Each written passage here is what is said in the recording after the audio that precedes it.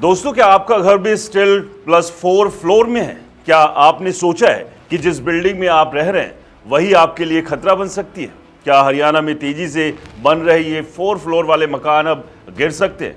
और सबसे बड़ा सवाल, क्या आपने करोड़ों खर्च करके जो घर खरीदा वो अब कानूनी मुसीबत में फंस सकता है? दोस्तों, हरियाणा में रियल एस्टेट सेक्टर को हिला देने वाली एक बड़ी खबर सामने आई। स्टिल्ट +4 फ्लोर पॉलिसी पर हाई कोर्ट ने रोक लगा दी है और इसके पीछे जो वजह बताई गई है वो सिर्फ कानूनी नहीं बल्कि आपकी सुरक्षा से भी जुड़ी हुई है। ये वही पॉलिसी है जिसने पिछले कुछ सालों में गुरुग्राम, फरीदाबाद, सोनीपत और बहादुरगढ़ जैसे शहरों में जमीन के छोटे छोटे टुकड़ों पर 4 मंजिला मकानों की बाढ़ ला दी थी। हर गली में आपको एक जैसी बिल्डिंग दिखती थी, नीचे स्टिल्ट पार्किंग और ऊपर 4 फ्लोर। लेकिन अब यही मॉडल सवालों के घेरे में है। दरअसल हाईकोर्ट ने साफ कहा है कि जिस तरीके से बिना पर्याप्त इंफ्रास्ट्रक्चर के इन बिल्डिंग्स को खड़ा किया गया वो एक बड़ा खतरा बन सकता है।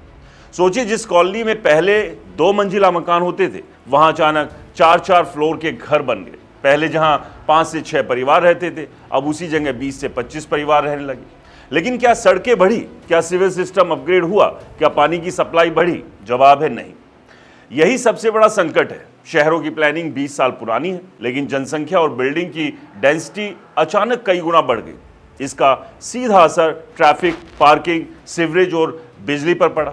कई जगहों पर तो हालत ये है कि एक गली में इतनी गाड़ियां खड़ी हो जाती है कि एम्बुलेंस तक नहीं आ सकती।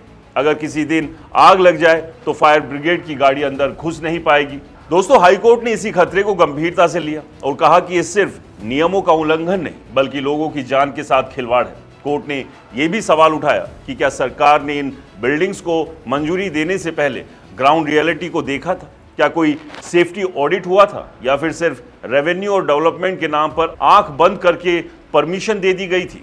दोस्तों, इस पॉलिसी के पीछे सरकार का मकसद था ज्यादा लोगों को घर देना और जमीन का बेहतर इस्तेमाल करना, लेकिन ग्राउंड पर इसका उल्टा असर हुआ।